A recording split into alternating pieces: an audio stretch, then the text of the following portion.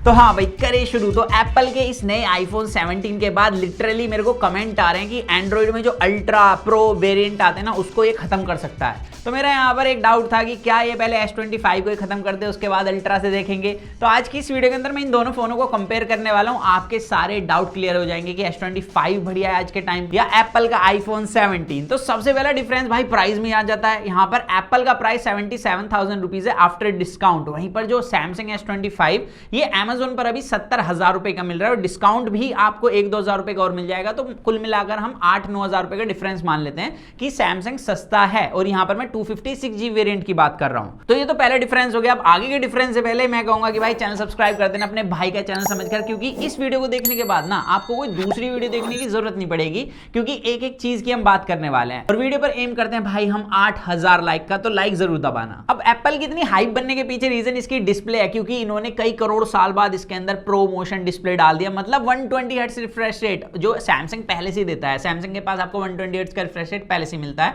और दोनों यहां पर LTPO पैनल है, मतलब 1 to 120 हर्ट्ज रिफ्रेश रेट मिलता है दोनों फोनों के अंदर। और इसकी वजह से आपको AOD भी दोनों फोन में इस बार मिलता है। तो एप्पल ने ये वाला डिफरेंस भी खत्म कर दिया। लेकिन यहां पर डिफरेंस साइज में जरूर है, क्योंकि सैमसंग के पास 6.2 इंच की डिस्प्ले मिलती है, एप्पल के पास 6.3 इंच की डिस्प्ले है। और लिटरली मैं ये चीज देख के साइड बाय साइड मतलब शॉक हो गया कि एप्पल ने अपने बेजल इतने कम कर दिए कि सैमसंग को बिल्कुल कॉम्पिटिशन दे रहे हैं। मतलब आप डिफरेंस बता ही नहीं सकते। लेकिन सैमसंग अभी भी एक कदम थोड़ा आगे निकल जाता है, बिकॉज इसके पास पंच होल डिस्प्ले मिलती है। एप्पल के पास अभी भी वो बड़ा सा डायनेमिक आइलैंड जो कंटेंट देखते हुए थोड़ा सा दिखता है। अब एप्पल ने अपने इवेंट के अंदर बताया कि इसमें एंटी रिफ्लेक्टिव कोटिंग डाली है। सैमसंग के अंदर हमने ऑलरेडी यूज करा हुआ S24 अल्ट्रा के अंदर मिलती थी, उन्होंने अपने इवेंट के अंदर भी नहीं बताया था, फिर भी वहां पर रिफ्लेक्शन कट हो रहे थे। और भाई क्या डीप ब्लैक मिलते हैं उसके अंदर, S25 अल्ट्रा के अंदर भी मिलते हैं। तो मेरे को लगा था कुछ ऐसा ही देखने के लिए मिलेगा। तो मैंने इसकी जब पहली वीडियो बनाई थी उसमें भी बताया था कि इतना बड़ा कोई डिफरेंस नहीं है। यहां पर मैंने आईफोन 16 से साइड बाय साइड रिफ्लेक्शन दिखाई थी आपको, इवन मैंने S25 अल्ट्रा से भी दिखाई थी। S25 अल्ट्रा अभी भी इससे ज्यादा अच्छी रिफ्लेक्शन कट करता है, बट यहां पर जो अपना S25 है इसके पास एंटी रिफ्लेक्टिव कोटिंग नहीं मिलती, सिर्फ अल्ट्रा सीरीज के अंदर ही देता है सैमसंग। तो इस वजह से जब मैंने यहां पर साइड बाय साइड कंपेयर करा तो डेफिनेटली सैमसंग कंपैरिजन में थोड़ा सा फर्क देखने के लिए मिलता है कि एप्पल के अंदर रिफ्लेक्शन हल्की सी कम मिलती है। लेकिन यहां पर मैं एक चीज बता दूं कि सैमसंग हो या एप्पल हो, किसी में भी एंटी रिफ्लेक्टिव कोटिंग मिलती है तो उसका मतलब जब तक है जब तक हम विदाउट स्क्रीन गार्ड फोन को चला रहे हैं। लेकिन जैसे स्क्रीन गार्ड लगाएंगे उस पर फिर से रिफ्लेक्शन मिलना चालू हो जाएगी। इसका सबसे बड़ा एग्जांपल मेरा S25 अल्ट्रा है, ये चीज यहां पर देख सकते हो।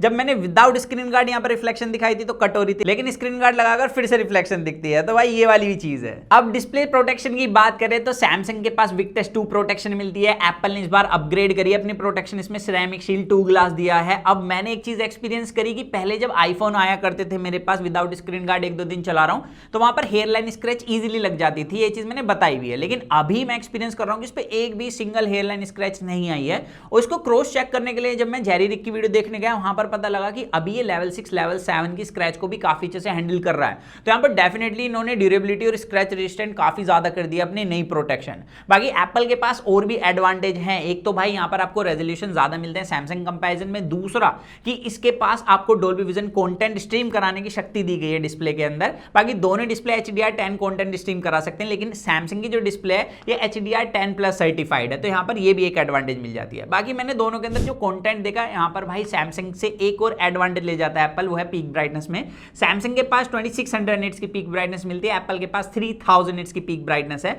HDR कंटेंट देखते हुए साफ नोट होता है कि ज्यादातर टाइम पर जो एप्पल की डिस्प्ले वो ज्यादा ब्राइट फील हुई है, मेरे को ज्यादा शार्प फील हुई है। ये चीज आप यहां पर भी एक्सपीरियंस कर सकते हो। एंड पहली बार मैंने देखा कि सैमसंग को एप्पल ने कहीं ना कहीं ब्राइटनेस में बीट कर दिया। और इसी तरीके से हमने आउटडोर विजिबिलिटी भी चेक करी, वहां पर भी एप्पल ज्यादा ब्राइट है। इवन कलर कैलिब्रेशन टोटली आप पर डिपेंड करेगी। अगर आपको थोड़े बैलेंस कलर पसंद है तो एप्पल अच्छा लग सकता है, लेकिन अगर आपको थोड़ा सा एक सिनेटोन चाहिए, मतलब सिनेमैटिक टोन चाहिए, तो वहां पर आपको सैमसंग अच्छा लग सकता है। अब सैमसंग के पास एक एडवांटेज तो है कि इसके पास ज्यादा convenient in display fingerprint sensor मिलता है, वो भी अल्ट्रासोनिक, जो काफी ज्यादा फास्ट है। और एप्पल के पास आपको 3D फेस रिकॉग्निशन ID मिलती है, मतलब फेस ID दी गई है, जो काफी ज्यादा फास्ट और एक्यूरेटली परफॉर्म करती है। तो यहां पर दोनों के पास अपने फायदे हैं। अब यहां पर दोनों के पास हैप्टिक्स तो अच्छे हैं, लेकिन जो सैमसंग के हैप्टिक्स हैं वो एप्पल कंपैरिजन में थोड़े से वीक फील होते हैं। रीजन बता दूं, क्योंकि इसमें ऐसा लगता है जैसे आप एक्चुअल बटन प्रेस कर रहे हो, थोड़े वो वाले हैप्टिक मिलते हुए आ रहे हैं पहले से, और वेरिएशन भी ज्यादा अच्छी मिलती है। बाकी भाई जब मैं दोनों में कंटेंट देख रहा था, एक चीज मैंने एक्सपीरियंस करी कि अगर आपको थोड़े वोकल पार्ट्स स्ट्रॉन्ग चाहिए तो यहां पर सैमसंग के स्पीकर्स आपको ज्यादा अच्छे लग सकते हैं, लेकिन अगर आपको बेस पसंद है तो उस कंडीशन के अंदर एप्पल के। अब ये चीज आप यहां क्लियरली सुन सकते हो।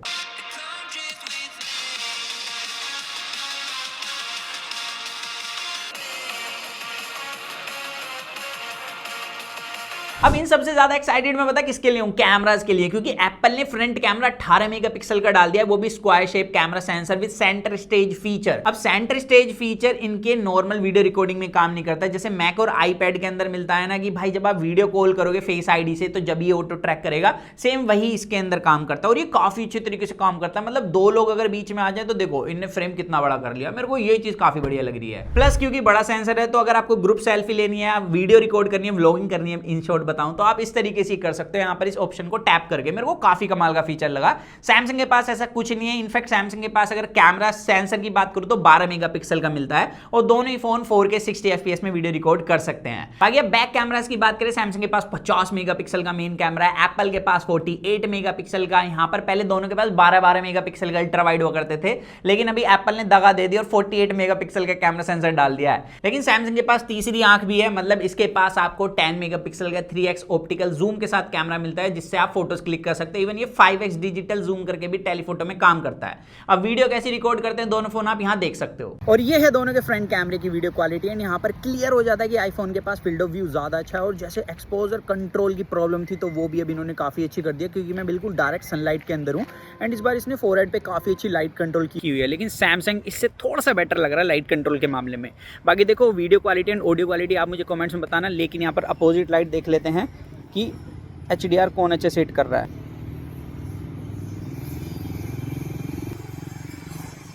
तो आप बताना कमेंट्स में। वैसे यहाँ पे स्टेबलाइजेशन की बात करी जाए तो दोनों लगभग सेम ही लग रहे हैं मुझे।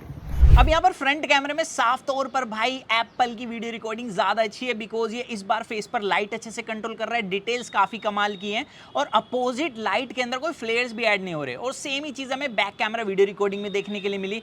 अब स्टेबलाइजेशन में तो दोनों फोन काफी कमाल गए हैं। यहाँ पर कलर्स आपकी पर्सनल प्रेफरेंस होगी, लेकिन जैसे आप अपोजिट लाइट जाते हो ना, मतलब जो कैमरा है वो लाइट को फेस करता है, उस सिचुएशन के अंदर सैमसंग के अंदर एक हेजीनेस मिलती है, एप्पल ये नहीं शो करता। तो एप्पल की वीडियो रिकॉर्डिंग अभी भी ज्यादा अच्छी है, बट यहाँ पर पोर्ट्रेट वीडियो मोड के अंदर सैमसंग का as detection day light condition के अंदर ज्यादा बेहतर है। लेकिन एक चीज मैं देखकर लिटरली शॉक हो गया, एप्पल ने कहीं क्लेम नहीं करा कि हमने लो लाइटिंग परफॉर्मेंस इंप्रूव करी है, लेकिन वीडियो रिकॉर्डिंग देखिए यहां पर जमीन आसमान का फर्क देखने के लिए मिला है। मतलब एप्पल कुछ ज्यादा ही नेक्स्ट लेवल अच्छा परफॉर्म कर रहा है। इसके कलर्स अच्छे हैं, इसमें ग्रेन्स ना के बराबर हैं, सैमसंग में बहुत ज्यादा ग्रेन्स हैं और यही चीज हमें पोर्ट्रेट वीडियो मोड के अंदर देखने के लिए मिली। और इस वजह से लो लाइट में अगर आप पोर्ट्रेट वीडियो रिकॉर्ड करते हो तो वहां पर आईफोन स्टिल ज्यादा बेहतर है। और कुछ इस तरीके से लो लाइट में दोनों वीडियो रिकॉर्ड करते हैं। सच बताऊं तो भाई आईफोन के सामने सैमसंग चाय कम पानी लग रहा है, मतलब बहुत ज्यादा डिफरेंस है। यहाँ पर आईफोन काफी अच्छे तरीके से डिटेल्स दिखा रहा है, पहले भी दिखाता था, लेकिन अभी इन्होंने जो नया कैमरा सेंसर डाला है ना, इसकी वजह से लो लाइटिंग परफॉर्मेंस और ज्यादा इंप्रूव हो गई है। और ये चीज बिल्कुल हमें डार्क में भी देखने के लिए मिल रही है। ये चीज यहाँ पर आप क्लियरली देख सकते हैं। मतलब सैमसंग तो बहुत पीछे लग रहा है इसके सामने। तो यहाँ पर वीडियो रिकॉर्डिंग में एप्पल इस टाइम भी किल कर रहा है। अभी यहाँ पर फोटोज की बात करें तो फ्रंट कैमरा फोटोज को लेकर मैं थोड़ा एक्साइटेड था। मेरे को लगा एप्पल भाई मस्त लेवल पर परफॉर्म करेगा, क्योंकि 18 मेगापिक्सल का कैमरा सेंसर डाला है और ये चीज हमने अपने आईफोन 16 और 17 वाली वीडियो के अंदर भी सोची थी और बताई हुई थी। अब यहाँ पर मैं बताऊं तो फोटोज आप साफ तौर पर देख सकते हो, सैमसंग के अंदर कलर्स नेक्स्ट लेवल अच्छे देखने के लिए मिल रहे हैं, मतलब आई प्लीजिंग है। एप्पल अभी भी इस चीज में कहीं ना कहीं लैक करता है, जिसकी वजह से अगर आप दोनों फोटो को किसी को भी दिखाओगे तो मैक्सिमम लोग सैमसंग को पिक करेंगे। इवन सैमसंग की डिटेल्स 12 मेगापिक्सल कैमरा होने के बाद भी इससे ज्यादा बेहतर देखने के लिए मिल रही है। लेकिन हाँ, आईफोन के अंदर थोड़ी एडवांटेज तो मिली जाती है, क्योंकि यहाँ पर आपको जैसे मैंने बताया स्क्वायर कैमरा सेंसर है, तो आप इसी तरीके से ग्रुप सेल्फी वगैरह और वीडियो भी रिकॉर्ड कर सकते हो। और अगेंस्ट द लाइट भी फ्रंट कैमरा सैमसंग का ज्यादा अच्छे कलर्स दिखाता है, HDR हिट ज्यादा बढ़िया है। और पोर्ट्रेट मोड में थोड़ा सा डिफरेंस आ जाता है, क्योंकि वहां पर एज डिटेक्शन भाई एप्पल का ज्यादा सॉलिड है। इन्होंने लास्ट जनरेशन कंपेरिजन में यहाँ पर पोर्ट्रेट मोड में फ्रंट कैमरे में इंप्रूवमेंट करी है। अब जैसे एप्पल ने 48 मेगापिक्सल का कैमरा दिया है, तो यहाँ पर एक्चुअल डिटेल ज्यादा बेहतर देखने के लिए मिली है सैमसंग कंपैरिजन में। बट सैमसंग के अगेंस्ट कलर्स काफी अच्छे हैं, लेकिन सैमसंग को बहुत सारे कॉर्नर्स में और इंप्रूवमेंट करने की जरूरत है। जैसे ये डायरेक्ट लाइट को फेस करता है, उस टाइम पे पागल सा हो जाता है, हेजी कर देता है फोटो और सब्जेक्ट को थोड़ा ओवर वाइट कर देता है, हालांकि ह्यूमन सब्जेक्ट को नहीं करता, तो ये चीज अच्छी है। लेकिन इस सिचुएशन के अंदर मेरे को एप्पल थोड़ा बेटर लगा, क्योंकि इसका लाइट कंट्रोल मेरे को पर्सनली ज्यादा बढ़िया लगा है। और सिर्फ अल्ट्रा वाइड में नहीं, डे लाइट कंडीशन में नॉर्मल फोटो के अंदर भी इसका जो लाइट कंट्रोल है डायरेक्ट डायरेक्ट लाइट के अंदर वो सैमसंग से स्लाइटली बेटर अगर साइड से लाइट आ रही है। हालांकि डायरेक्ट लाइट के अंदर दोनों लाइट अच्छी कंट्रोल कर लेते हैं, लेकिन अपोजिट लाइट में अगेन सैमसंग के अंदर हेजीनेस मिलती है। एप्पल इस चीज़ को भी काफ़ी अच्छी तरीके से कट कर रहा है और ये चीज़ हमने पहले भी देखी थी। बाकी पोर्ट्रेट मोड यहाँ पर दोनों के पास 1x 2x तो मिलता ही है, लेकिन सैमसंग के पास 3x और 5x का भी मोड मिलता है, जिसका डिफरेंस यहाँ पर आपको देखने के लिए मिल जाता है। लेकिन सैमसंग के अंदर मैंने एक प्रॉब्लम देखी है कि ये 3x में ना फोकस अच्छे से नहीं लेता, और ये स्टार्टिंग में जो S25 आया था उस टाइम से हम बोलते आ रहे हैं, तो सैमसंग ने इस चीज़ को अभी तक फिक्स नहीं करा दोस्तों। तो यहाँ पर ये देखने के लिए मिला। बाकी लो लाइटिंग परफॉर्मेंस को देखने के बाद अगेन मैं थोड़ा सा शॉक हुआ कि किसी की सिचुएशन में एक्सट्रीम लो लाइट में जब आप फोटो क्लिक करोगे तो नाइट मोड में भाई सैमसंग को बीट कर देता है एप्पल, लेकिन मोस्टली टाइम अभी भी सैमसंग ही अच्छा परफॉर्म कर रहा है। ये चीज़ यहाँ पर देख सकते हो। बाकी अगर आप पार्टी परिंदे हो ऐसे मस्त पोर्ट्रेट मोड वगैरह में फोटो क्लिक करते हो क्लब जाके, तो वहाँ पर अभी भी एप्पल आपको ज़्यादा शार्प और ज़्यादा अच्छा एज डिटेक्शन ऑफर करने वाला है। बाकी कलर्स तो आपकी पर्सनल प्रेफरेंस होगी, मुझे पर्सनली एप्पल के कलर ज़्यादा बढ़िया लगे हैं। तो अभी भी भाई एप्पल वीडियो रिकॉर्डिंग में लिटरली किल कर रहा है, स्पेशली लो लाइट वीडियो से। मुझे इतनी एक्सपेक्टेशन नहीं थी, लेकिन अभी मार्केट के अंदर ये best low lighting video record करने वाला फोन बन चुका है। लेकिन सैमसंग के पास भी एडवांटेज जैसे 3x ऑप्टिकल जूम के साथ टेलीफोटो लेंस मिलता है, तो उसका पोर्ट्रेट मोड काफी ज्यादा किलर परफॉर्म करता है। स्पेशली इसके कलर्स काफी बढ़िया है, चाहे फ्रंट कैमरा हो या बैक कैमरा हो, फोटो में इसके कलर्स बहुत ज्यादा आई प्लीजिंग है। तो दोनों के पास अपनी एडवांटेज है। यहाँ पर आपको डिसाइड करना होगा आपको वीडियो चाहिए या फोटो चाहिए, वो कॉमेंट्स में आप बताना। अब बात आती है परफॉर्मेंस की। एप्पल के पास A19 प्रोसेसर है, सैमसंग के पास 8 एलीट प्रोसेसर है। अब दोनों ही फोन के प्रोसेसर 3nm पर बिल्ड है, बट यहाँ पर एप्पल का जो प्रोसेसर है हेक्सा कोर है, मतलब 6 कोर्स मिलते हैं इसके पास, लेकिन सैमसंग के पास ऑक्टा कोर प्रोसेसर है। तो मैंने सबसे पहले Geekbench स्कोर रन करा है। यहाँ पर मैंने देखा सिंगल कोर के अंदर एप्पल 20% बेटर परफॉर्म कर रहा है सैमसंग कंपैरिजन में, लेकिन सैमसंग मल्टी कोर के अंदर 3% बेटर परफॉर्म करता है। तो यहाँ पर ये देखने के लिए मिला है। हालांकि बॉडी टेम्परेचर भाई इस टेस्टिंग के अंदर दोनों फोन का सेम था, तो थर्मल्स दोनों के ऑलमोस्ट सिमिलर परफॉर्म करते हैं। और ऐसे नहीं है मैं सिर्फ एक ही टेस्ट की वजह से बोल रहा हूँ कि थर्मल्स दोनों के एग्जैक्ट सेम परफॉर्म करते हैं। यहाँ पर 20 मिनट का एक्सट्रीम टेस्ट रन कराया मैंने दोनों फोनों के अंदर, और यहाँ पर मैंने देखा कि पहले भी एप्पल क्या करता था कि अपनी ब्राइटनेस ड्रॉप कर लेता था, तो इस टेस्ट के अंदर भी अपनी ब्राइटनेस अगेन ड्रॉप कर रहा है। तो इस चीज में कोई इंप्रूवमेंट नहीं है, मतलब अपनी हीट को कंट्रोल करने के लिए ब्राइटनेस ड्रॉप मार लेता है। ये चीज यहाँ पर भी हमें कंटिन्यू देखने के लिए मिला। लेकिन एंड में देखने के लिए मिला कि सैमसंग के स्कोर ज्यादा बढ़िया थे, सैमसंग की ब्राइटनेस ज्यादा बढ़िया थी, जो एवरेज FPS थे वो भी सैमसंग के ज्यादा बढ़िया निकल के आए हैं। ये चीज आप यहाँ देख सकते हो साइड बाय साइड, एप्पल से करीब 10 FPS ज्यादा। बट यहाँ पर एप्पल के पास स्टेबिलिटी की एक एडवांटेज आती है। एप्पल के पास जो स्टेबिलिटी मिलती है वो 49.7% की है, सैमसंग के पास 40.8% की। तो अगर आपको पीक FPS चाहिए तो वहां पर सैमसंग आपके लिए काम करेगा, वो भी विदाउट ब्राइटनेस ड्रॉप करे, और थर्मल्स दोनों के सेम परफॉर्म करते हैं। लेकिन अगर आपको स्टेबिलिटी के साथ गेम खेलना है तो यहाँ पर ये टेस्ट शो करता है कि एप्पल आपको अभी भी ज्यादा स्टेबल परफॉर्मेंस देगा। अब प्रोसेसर से हटके बाकी के हार्डवेयर में भी डिफरेंस है दोनों फोन में, वो ये है एप्पल के पास आपको 8GB की रैम मिलती है, ये LPDDR5 रैम है, प्लस इसके पास NVMe स्टोरेज मिलती है 256GB की। वहीं पर जो सैमसंग इसके पास 12GB की रैम मिलती है, LPDDR5X रैम है, और इसके पास भाई UFS 4.1 की स्टोरेज टाइप मिलती है। अब यहाँ पर अगर आप रीड राइट स्पीड देखोगे, ये वाला टेस्ट देखोगे, तो यहाँ पर एप्पल क्लियरली विनर है, ये चीज हमें देखने के लिए मिली है। लेकिन जिस तरीके से यहाँ पर रैम में डिफरेंस है कि एप्पल के पास LPDDR5 रैम है, सैमसंग के पास LPDDR5X रैम दी गई है, प्लस सैमसंग की जो रैम फ्रीक्वेंसी है 4800 मेगाहर्ट्ज की है, वहीं पर एप्पल की 32 मेगाहर्ट्ज की, जिसकी वजह से यहाँ पर अगर आप ये देखोगे ये वाला पार्ट, तो इसमें रीड राइट स्पीड एप्पल की काफी कम है। तो यहाँ पर इसकी वजह से मैंने एक चीज और नोट करी है, लाइक दोनों फोन के अंदर देखो 120 हर्ट्ज ऑलमोस्ट सिमिलर चलता है। ऐप ओपनिंग क्लोजिंग में भी कोई नॉर्मल बंदा डिफरेंस नहीं बता पाएगा, आपके लिए बिल्कुल बढ़िया है। लेकिन हम लोग हैं टैकी टैक के कीड़े, तो हमें टेस्ट करना था, तो हमने स्लो मोशन में टेस्ट करा। जितनी भी सिस्टम एप्लीकेशन है उनको थोड़ा जल्दी ओपन कर देता है। अब इसके पीछे काफी सारे डिफरेंसेस हो सकते हैं, एक तो रैम का, दूसरा यहाँ पर जो एनिमेशंस हैं उसकी वजह से भी हो सकता है कि सैमसंग की एनिमेशन स्लाइटली फास्ट हो, उस वजह से जल्दी ओपन कर रहा हो, तो यहाँ पर ये देखने के लिए मिला। बट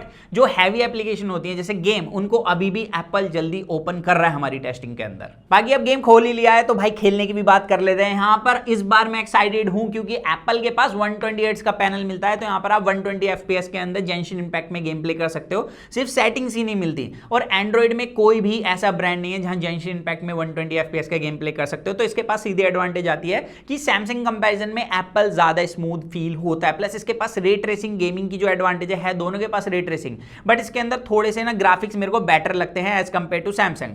बाकी यहाँ पर सैमसंग के पास अभी भी जो एक एडवांटेज आती है वो है BGMI सेटिंग्स की। अभी एप्पल के पास 120 FPS का ऑप्शन नहीं मिलता अभी तक, जब मैं वीडियो रिकॉर्ड कर रहा हूं, हो सकता है बाद में अपडेट के बाद मिल जाए। सैमसंग के पास 120 FPS गेम प्ले मिलता है, जिसकी वजह से जब आप BGMI प्ले करोगे तो सैमसंग के पास कंसिस्टेंसी और स्मूथनेस मेरे को ज्यादा अच्छी लग रही है अभी टेस्टिंग के अंदर एज कंपेयर टू आईफोन 17। तो आप पर डिपेंड करेगा, बीजीएमआई ज्यादा प्ले कर रहे हो तो अभी के टाइम पर भाई एप्पल से एडवांटेज ज्यादा सैमसंग ले जा रहा है, लेकिन अगर आपको जेंशिन इंपैक्ट गेम प्ले करना है, ज्यादा 120 FPS में प्ले करना है कोई गेम, तो वहां पर एप्पल बेटर है। लेकिन एप्पल के पास ना दो तगड़ी डिसएडवांटेज है। एक तो गेमिंग के टाइम पर ये अभी भी ब्राइटनेस ड्रॉप कर लेता है, दूसरा इसके अंदर जब आप गेम ओपन करोगे तो गेम मोड ऊपर लिखा हुआ तो आता है, लेकिन हम उसमें कुछ कंट्रोल नहीं कर सकते। लेकिन सैमसंग का जो गेम मोड है ना, इसके अंदर आप प्रॉपर ब्राइटनेस लॉक कर सकते हो, नोटिफिकेशन ब्लॉक कर सकते हो, तो ये सारी कस्टमाइजेशन आपको सैमसंग के गेम मोड के अंदर मिल जाती है। अब आई नो कि काफी सारे लोग एआई के बारे में जानना चाहते होंगे, तो देखो एप्पल ने ना काफी ज्यादा हाथ पैर मारे अपने एप्पल इंटेलिजेंस को लॉन्च करने के लिए, इसको बेचने के लिए कि भाई हमने काफी कमाल का एआई बना दिया। लेकिन आप किसी से भी पूछ लो, किसी भी यूट्यूबर से पूछ लो, किसी भी टैगी पर्सन से पूछ लो, आज के टाइम पर किसी भी स्मार्टफोन, आईएस तो छोड़ दो, किसी एंड्रॉइड फोन के अंदर भी बेस्ट जो एआई मिल रहा है वो सिर्फ गैलेक्सी एआई ही है। यहाँ पर आपको सारे एआई फीचर्स मिल जाते हैं स्मार्टफोन के,